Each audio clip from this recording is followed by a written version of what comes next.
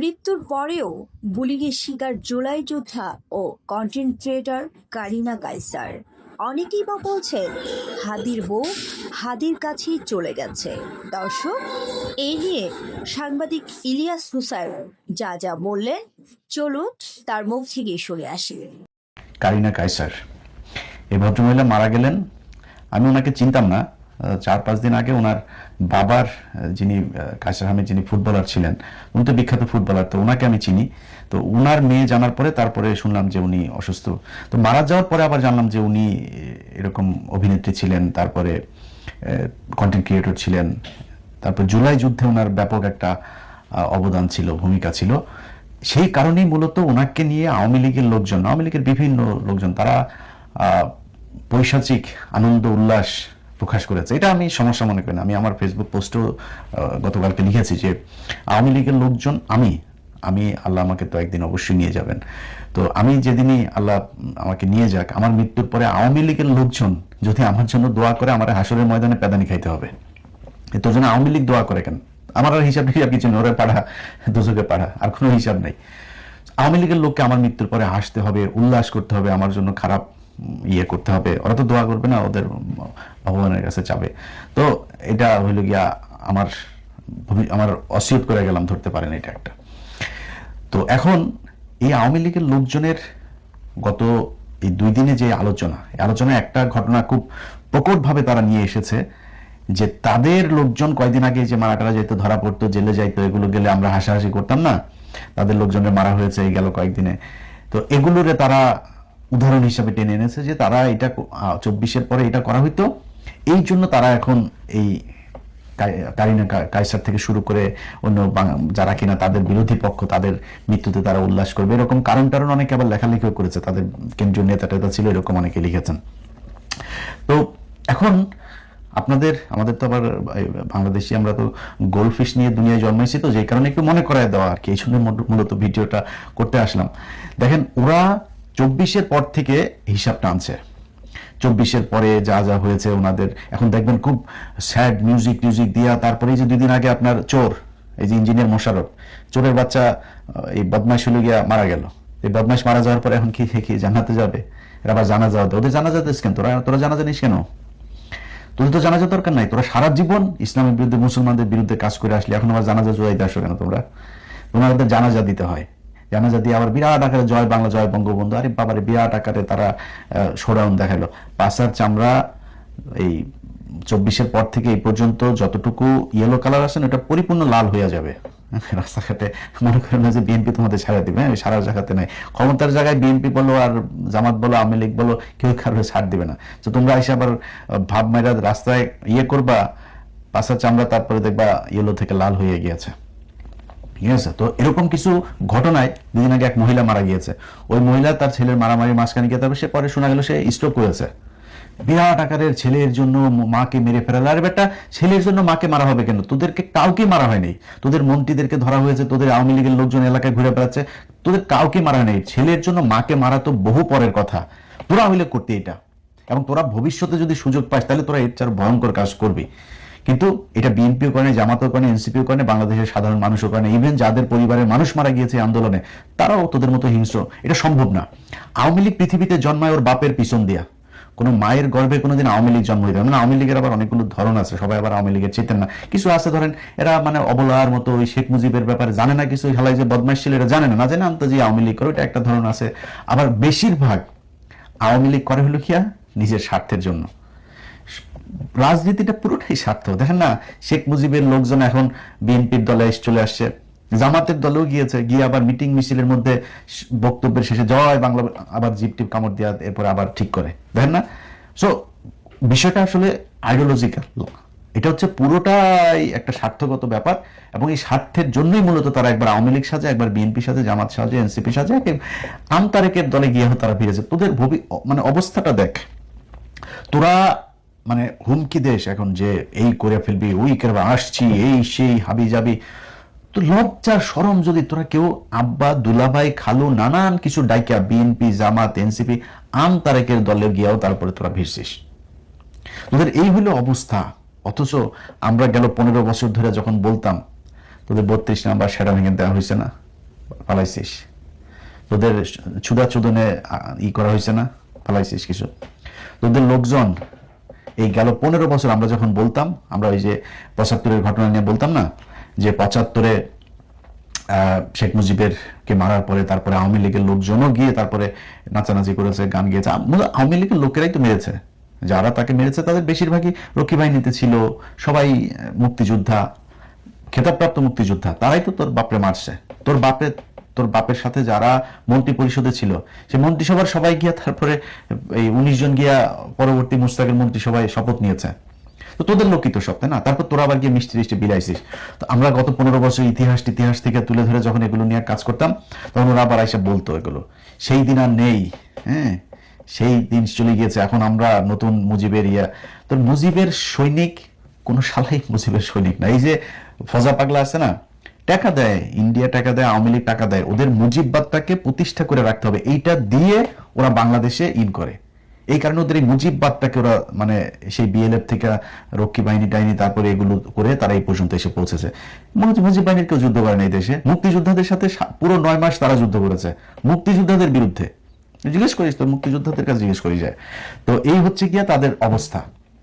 তারা এই ফজা পাগলার মতো এরকম বয়ান দেয়, তিনি নাকি অস্ত্র টস্ত্র নিয়ে সেই ভৈরবের এখানে এসে তারপরে সব রেডি হয়ে গিয়েছেন, নৌকায় ট্রলারে উঠেছেন, তিনি আসবেন ঢাকায়, এরপরে হঠাৎ করে তিনি আর আসলেন না, পাতলা পায়খানা হয়ে গিয়েছে তার। এরকম নানান বয়ান দেয়। আপনার আব্বাকে বাঁচাইতে চাইছিল, আপনার আব্বার জন্য জীবন দিয়ে দেয়। আপনার কাছে কেউই জীবন, আপনার আম্মার জন্য কেউ দেয়নি। আপনার আম্মারে যে সেটা লাতি দিয়ে ওইখানে পাঠানো হয়েছে, এমনকি প্রোটেকশন ছাড়া আপনার এই মোদি লাগায় না, প্রোটেকশন ছাড়া লাগায়, আল্লাহ জানে, লাগাইতেছে না।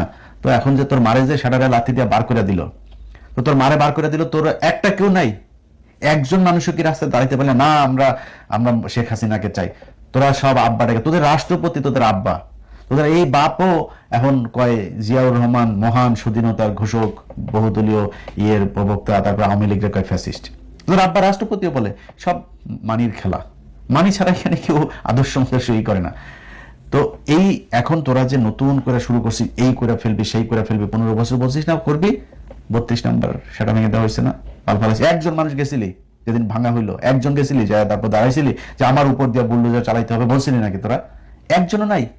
সেদিন বুঝলাম যে ওই আগেরটার বেলায় বলতে ওই দিন কারফিউ ছিল, সারা ঢাকার শহর সেনাবাহিনীর লোকজন, মেজর ডালিম রাশেদ টাশেদ এরা সব ঘিরে ফেলেছিল, মানে কথা বলার অবস্থা ছিল না। তো 32 নাম্বার যেদিন ভাঙলো সেদিন যাইতে পারতি না? ওই নাকি কারোর মেরে ফেলেছে নাকি? 5 তারিখেও তো কারোর, তোদের লোকজন কারোর মারে নাই পিটায়। তো তোরা ওই দিন গেলি না কেন? ওই দিন তো যাইতে পারতি, যাস নাই কেন? কেউ নাই। যত চাপাবাজি করছিস এগুলি সব ভুয়া, মিথ্যা কথা। এটা প্রমাণ হয়েছে। আবারও 5 তারিখের পর থেকেই গেল 2 বছর, শিখতে পারবিও না। বলতাম না আমরা যে পুলিশ ছাড়া ছাত্রলীগ যুবলীগ হলো বিধবা নারীর মতন, অবস্থা তো তাই হয়েছে, তাই না? একদম এক্স্যাক্টলি তাই হয়েছে না, এর বাইরে কোনো কিছু দেখছিস তোরা? ওদের অবস্থা ওই রকমই হবে আবারও। তোরা এখন হুমকি দিস, এই করবি সেই করবি, এই করবি সেই করবি করে তারপর আবার আগের জায়গায়, মনে কর যে 50 বছর পরে আবার আসলি, 50 বছর পরে এসে আবার আগের মতন করবি। আবার আগের মতন করলে তোরা আবার আগের মতন ওইভাবেই তোদেরকে বিদায় করা হবে। সো সেই সুযোগ তোদেরকে দেওয়া হবে না। তোরা এখন হয় জাকের পার্টিতে যাবি, নাই জাতীয় পার্টি, নাইলে আম পার্টি, নাইলে হইল গিয়া বিএনপি, নাইলে জামাত, নাইলে এনসিপি, যে কোনো এইসব দলে টলে তোরা থাকবি। তোদেরকে লাথি দিবে এদিক থেকে, ওই দিকে যাবে, ওই দিক থেকে লাথি দিবে, ওই দিকে ফুটবলের মতো তোদের নিয়ে খেলাধুলা হবে। এর বাইরে কোনো কিছু করে তোরা উঠে দাঁড়াইতে পারবি না, তোদেরকে সেটা দাঁড়াইতে দেওয়া হবে না। নতুন করে কোনো ষড়যন্ত্র করে তারপরে কৌমু করে হাবি যাবে। কুয়ের তো এই যে ওই দিন একটা নাটক দেখতেছিলাম, তো সে ফ্যামিলি এন্টারটেনমেন্ট, এক জামাইরে বউ বলতে তোমার তো কিছু নেই, তোমাদের অবস্থা হয়েছে ওয়াকারের অবস্থা হয়েছে, ওয়াকারের তো কিছু নেই, ওয়াকার কি করবে কি দিয়া কও আমারে? ওয়াকারের অবস্থা এমনিতেই যায়, কখন যেন নিজের চেয়ারটাও যায় এই অবস্থা। ওনার 3 বল্টু নিচের লোকজন ওনারে বাল দিয়েও জিগায় না। এই হয়েছে গিয়ে তোদের ওয়াকারের অবস্থা।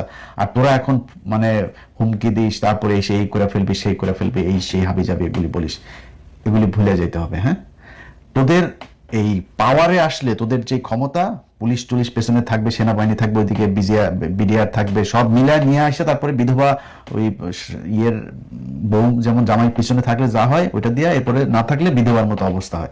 ওইটাই হয়েছে তোদের। এখন সামনের কি হবে সেটা হলো গিয়ে কথা।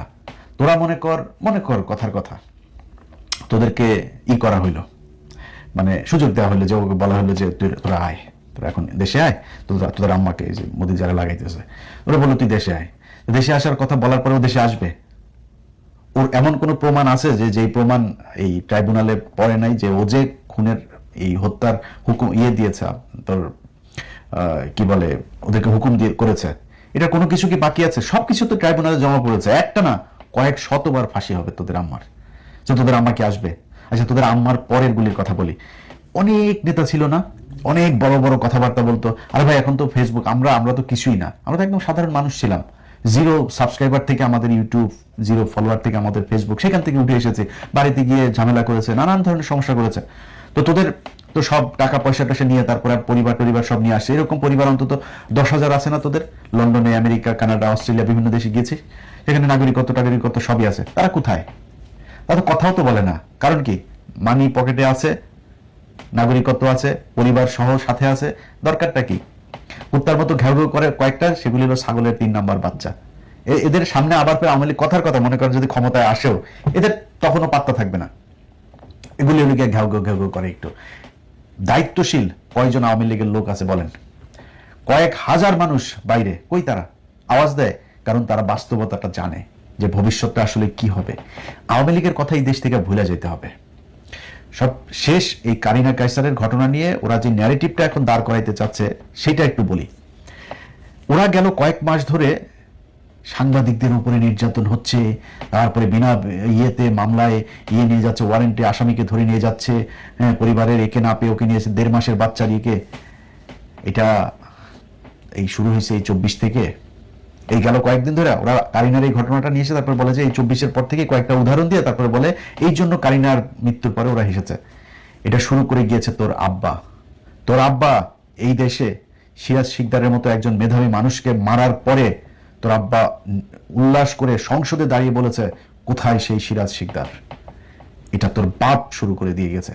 এরপরে তোর বাপ জাসদের 15,000 মানুষকে, যুবতী মেয়েরা ঘরে ঘুমাইতে পারতো না, 71-এর যুদ্ধের সময় যাদেরকে পলাইতে হয় নাই তারা বাংকারে গিয়ে পলাইতো এই রক্ষী বাহিনীর, লাল বাহিনী, নীল বাহিনী এদের ভয়ে। এটা সেই বাংলাদেশ। তোদের লোকজন মানুষকে না খাইয়ে কৃত্রিম দুর্ভিক্ষ তৈরি করে 27 লক্ষ মানুষকে হত্যা করেছে এই দেশে। এটা সেই বাংলাদেশ। তোরা লগি বৈঠা দিয়ে মানুষকে মেরে তার উপরে, মৃত মানুষের উপরে তোরা নৃত্য করেছিস একদম প্রকাশ্যে মানুষের সামনে। তোরা এই বাংলাদেশ, এই শেরাটনের সামনে, ইন্টারকন্টিনেন্টাল, এই বাসের ভেতরে গান পাউডার দিয়ে, সেই খালেদা জিয়ার 91 থেকে 96 সেই টার্মে, তখনকার দিনে তোরা গান পাউডার দিয়ে মানুষ মেরেছিস। তোরা এই দেশে মানুষকে কৃত্রিমভাবে মিথ্যা বিচারের মাধ্যমে ফাঁসি দিয়া তারপরে তাদের লাশের সামনে জুতা পেটা করেছিস, লাশের গাড়িতে জুতা পেটা করেছিস, লাশের সামনে মিষ্টি বিতরণ করেছিস, লাশ দাফন করতে দিস নাই, লাশই দিস নাই। এরকম বহু লাশ এখন পর্যন্ত পাওয়া যায় নাই। এটা সেই বাংলাদেশ। একটা লাশ কবর দেওয়া হয়েছে, সেই কবরের উপরে গিয়ে তোরা হামলা করেছিস। ছোটখাটো মানুষ না, সালাউদ্দিন কাদের চৌধুরীর মতো মানুষ। এই দেশে বহু চৌধুরী এখন জন্মেছে, অরিজিনাল চৌধুরী যে কজন আছে এর মধ্যে সালাউদ্দিন কাদের চৌধুরীরা। সেই সালাউদ্দিন কাদের চৌধুরীর মতো সম্ভ্রান্ত পরিবারের একটা মানুষের কবরে পর্যন্ত গিয়ে তোরা হামলা করেছিস, ভাঙচুর করেছিস। একটা মানুষ মাটির সাথে মিশে গিয়েছে, সেই মানুষটার উপরেও তোদের ক্ষোভ। এটা সেই বাংলাদেশ। তোরা এসে এখন 24-এ কিছুই হয় নাই। তোদের নেতারা, তোদের মাথার ভেতরে মগজে যেটা ঢুকে আছে সেটা তোরা বলতিস যে আওয়ামী লীগ যেদিন ক্ষমতা থেকে যাবে সেদিন 10 লক্ষ মানুষ নাই হয়ে যাবে। এই তোফায়েল বলেছে 10 লক্ষ মানুষ মারা গিয়েছে, 10 জন মানুষও মারা যায়নি। তোদের মতো এত হিংস্র নেরা এই রাস্তার মধ্যে কিছুক্ষণ পেটাইছে টেটাইছে, তারপরে পুলিশের হাতে তুলে দিয়েছে, মজা করেছে, ভিডিও করেছে, নাচাইছে, এইসব করেছে, কাপড় চোপড় খুলে নিয়েছে। তোরা হইলে শুধু মার না, তোরা হইলে কয়েক লক্ষ ধর্ষণেরই শিকার হইতো 5 তারিখে যদি তোরা যদি এইভাবে ক্ষমতায় আসতে। হয় নাই কিছু।